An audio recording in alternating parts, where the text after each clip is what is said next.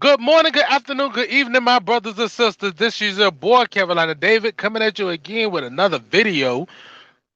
And we're about to dive into Genesis chapter 50. We saw that in Genesis chapter 49 that Jacob, Israel, had gave up the ghost and passed away.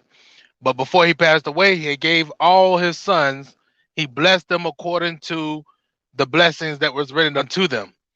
And now we're about to go on from that and see what's about to take place. But before I get started, though, you already know what I'm going to ask.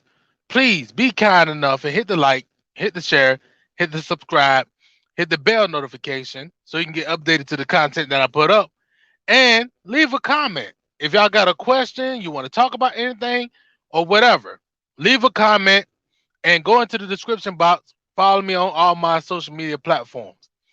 All right, let's go ahead and jump into Genesis chapter 50. It is now the time winding down. We need to repent before we hit this out. The time will come, every knee shall bow, every tongue confess that the Lord is Jesus. It is now the time winding down. We need to repent before we hit this out. The time will come, every knee shall bow, every tongue confess that the Lord is Jesus. Okay, this is Genesis chapter 50, starting at the first verse. And Joseph fell upon his father's face and wept upon him and kissed him. And Joseph commanded his servants, the physicians, the doctors, to embalm his father. And the physicians embalmed Israel. And 40 days were fulfilled for him, for so are fulfilled the days of those which are embalmed. And the Egyptians mourned for him 60 and 10 days, 70 days. Okay, so right here we see that they're going through the mourning process. That Joseph had fell on his father and just wept and kissed him. And then after that, he got up and he told the doctors, the physicians, to embalm his father, basically to give a preservation for the body, because like how we do today, where you see people, they be having funerals and having the person who's dead sitting up like this, just chilling, or have a fork in their hand to their mouth or something, just chilling. That's how they basically did Israel just now. And they embalmed them, and 40 days were fulfilled for him. So basically, that the body was out in a sense for 40 days, because it was able to be done because they embalmed them. And the people of Egypt had wept and mourned for Israel 60 and 10 days, which is basically 70 days. So they mourned him 2 months and 10 days in a sense. And when the days of his mourning were past, Joseph spake unto the house of Pharaoh, saying, If now I have found grace in your eyes, speak, I pray you, in the ears of Pharaoh, saying, My father made me swear, saying, Lo, I die in my grave, which I have digged for me in the land of Canaan, there shall you bury me. Now therefore let me go up, I pray you, and bury my father, and I will come again. And Pharaoh said, Go up and bury your father, according as he made you swear. So if you really basically look at it, before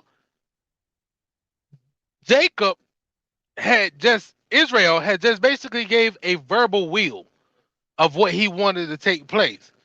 And now Joseph is basically fulfilling the will by even asking his servants to go up to um Pharaoh and say, "Hey, my father had passed away, and he told me, to basically take him back to the land of Canaan, where he have digged a grave already, and for me to bury him there." And after they asked him that, uh, Pharaoh had just told Joseph, "Go up and bury your father, as he have commanded you to do," in a sense. Verse 7. And Joseph went up to bury his father, and with him went up all the servants of Pharaoh, the elders of his house, and all the elders of the land of Egypt, and all the house of Joseph and his brothers, and his father's house, only their little ones and their flocks and their herds they left in the land of Goshen. And there went up with him both chariots and horsemen, and it was a very great company. So right here, you basically are hearing a funeral proceeding. All the land, all that, the elders of Israel and all the elders of Egypt and the house of Pharaoh and the servants of Pharaoh and his brothers and everyone except for the flocks and the little ones, because that's a long journey for them.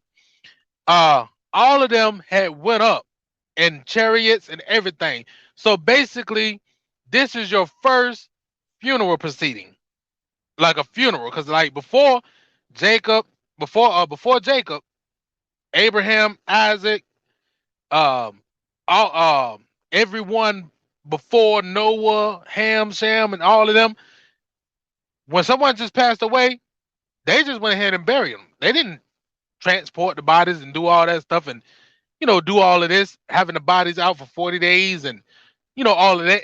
But this is just basically your first funeral proceeding. Verse 10. And they came to the threshing floor of Atad, which is beyond Jordan. And there they mourned with a great and very sore lamentation.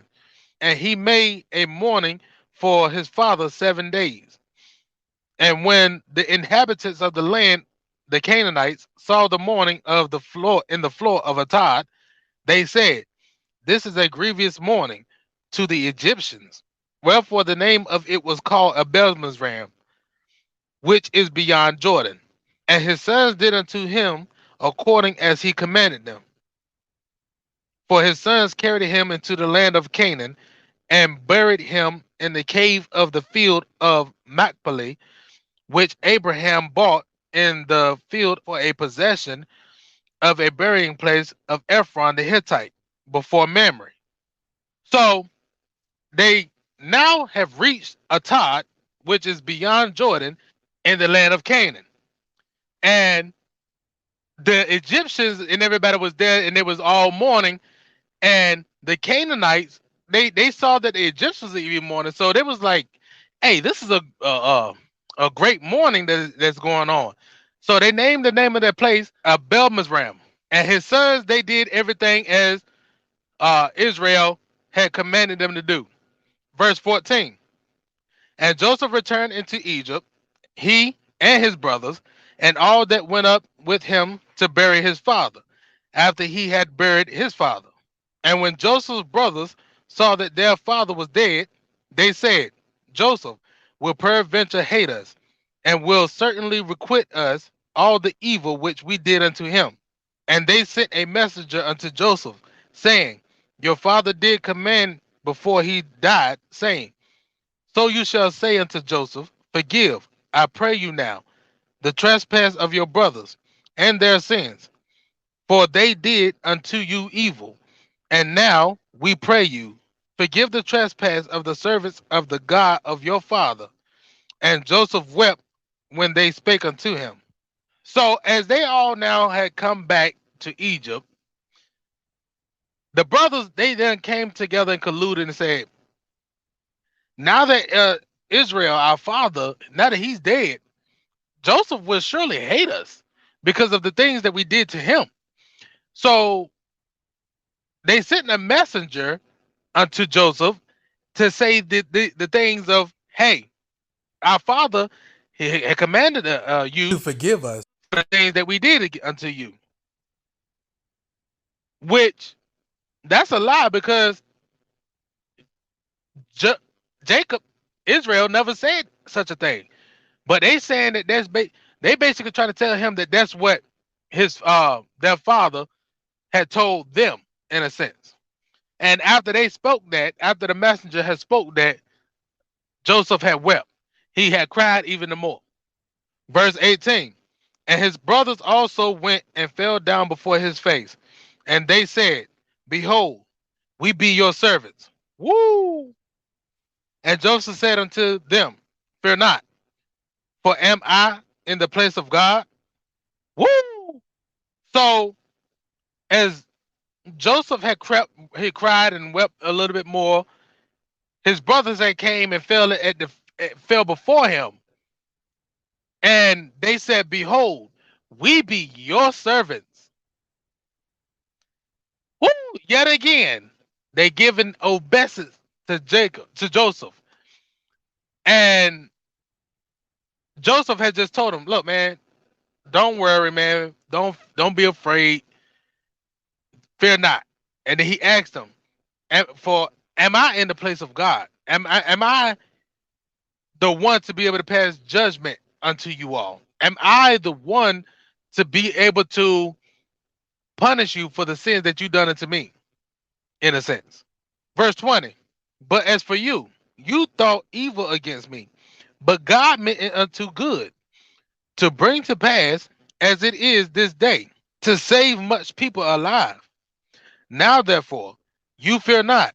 I will nourish you and your little ones. And he comforted them and spake kindly unto them.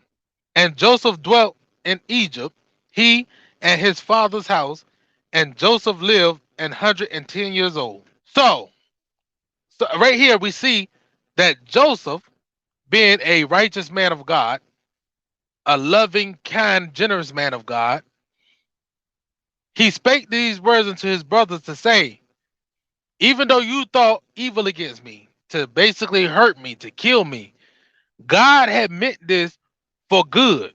So that everything that has transpired had happened would happen like how it happened, to save a lot of people.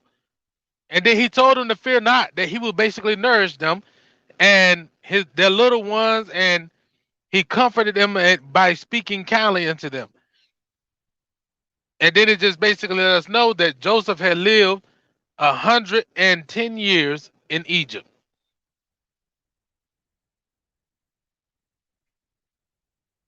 Not in Egypt, but basically he did, because he was 17 when he was sold into the land of Egypt. So he basically lived all his years, which is 110 years in Egypt. Verse 23. And Joseph saw Ephraim's children of the third generation. The children also of Mashir, the son of Manasseh, were brought up upon Joseph's knees. And Joseph said unto his brothers, I die, and God will surely visit you, and bring you out of this land unto the land which he sware to Abraham, to Isaac, and to Jacob. And Joseph took an oath of the children of Israel, saying, God will surely visit you, and you shall carry up my bones from here. So Joseph died, being 110 years old, and they embalmed him, and he was put in a coffin in Egypt. So now we have reached the end of Genesis, the end of chapter 50, where we see that Joseph had, they buried their father, and he wept, and he basically had gave his brothers comfort by saying, I'm not going to do against you all. I can't judge you all because I'm not God. And even though y'all did the things that y'all did, God had this to happen so that Israel may be saved because of what had to happen and taken place. And so Joseph, as he, reaching the end of his years, he said unto Israel, God will surely be with you, and he will bring you up from Israel and from Egypt back to Israel, back to the land of Canaan. And then he said, when you do go, you're going to take my bones with you. So basically, what what Israel had prophesied would come to pass, which by saying Joseph would be going back to the land of Canaan, back to the land which was promised unto Abraham, Isaac, and Jacob. All right, that was the end of Genesis chapter 50. And it was a marvelous chapter. I mean, it opened my mind to a lot of things that is different than what I was told growing up in the church. So, if y'all have any questions upon it, y'all want to talk about anything, hit me up. Feel free. But I'm going to say good night, good morning, good afternoon, whenever you may be watching. I love you all. And I pray that you have a blessed and peaceful night rest or have a blessed and peaceful day. Peace. The end is now, the time winding down. We need to repent before we hit the south. The time